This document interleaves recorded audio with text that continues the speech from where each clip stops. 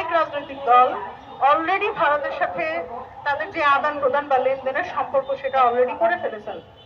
এতগুলো রক্তের পরও যদি আপনারা এই কাজ করেন, এর মানে আপনারা কতটুকু নিচু সেটা বলতে আমার আর অপেক্ষা করতে হয় না।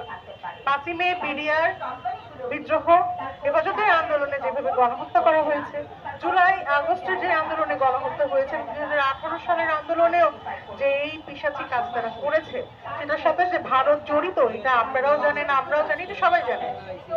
এগুলোর বিচার হওয়া দরকার। এখন পর্যন্ত যারা গুম আছেন, এখন পর্যন্ত যাদেরকে পাওয়া যায়, তাদের আনার ব্যাপারে সরকার কি পদক্ষেপ নিচ্ছে আমি জানি না। তাদের বিচার আদৌ কবে হবে আমি জানি না। আমি এখনো জুলাই 24, জুলাই অগস্ট 24-এ একজন মাঠে থাকা অ্যাক্টিভিস্ট হয়ে কথা বলছি। আমাদের বিচারগুলো কিন্তু বাকি রয়ে গেছে। গুম খুনের বিচার শুরু হয়েছে, আমরা দেখছি অলরেডি আমাদের সেনাবাহিনীর মধ্যে গোলমাল শুরু হয়ে গেছে। এই ক্ষেত্রে ডক্টর ইউনূসকে একটা ধন্যবাদ দিতে হয় যে উনি একটা অনেক কঠিন কাজ করেছেন। এর সাথে সাথে আমাদের বাকি বিচারগুলো কিন্তু শেষ করতে হবে।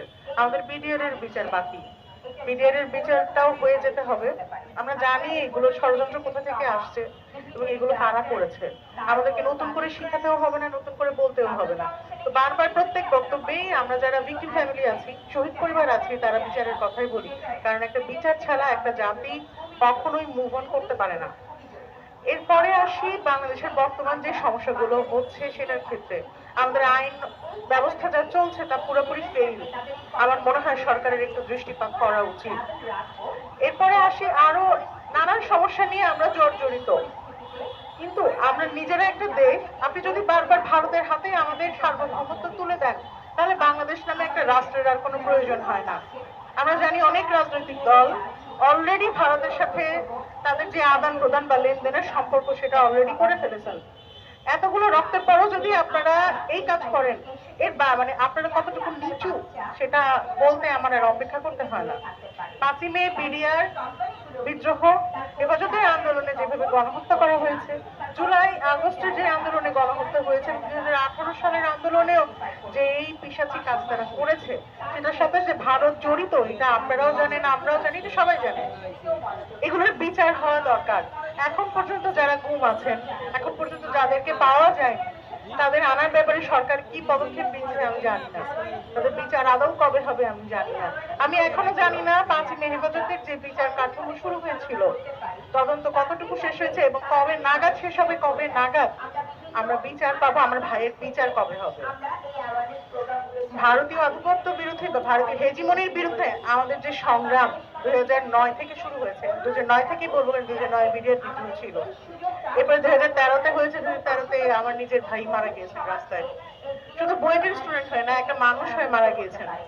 এবং ওখানে আরো অনেক বাচ্চা কাচ্চা ছিলেন, অনেক এতিম বাচ্চা ছিলেন, অনেক মাদ্রাসার শিক্ষার্থী ছিলেন, অনেক ইসলামিস্ট ছিলেন যাদেরকে ওখানে মেরে ফেলা হয়েছে। তাদের ব্যাপারে কোনো ইনকোয়ারি হয় না, কোনো কথা হয় না, কেন হবে না? আপনারা আবরার ফাহাদকে নিয়ে কথা বলছেন, খুব ভালো লাগছে। আবরার ফাহাদকে যেভাবে মেরে ফেলা হয়েছে সেটা অত্যন্ত অন্যায় ছিল। ক্যাম্পাসে এভাবে মেরে ফেলা কোনোভাবেই ইথিক্যাল কোনো গ্রাউন্ড দিয়ে যায় না। আওয়ামী লীগ গত 16 বছর অনেক কিছু করেছেন। সবচেয়ে বড় কথা, মিডিয়া চুপ ছিলেন। আপনারা চুপ ছিলেন জন্য আওয়ামী লীগ 16 বছর এই কাজগুলো করতে পেরেছে। কারণ আমাদের কাজ পর্যন্ত তো মিডিয়া আসতে পারতো না, কথা বলার কোনো সুযোগ ছিল না।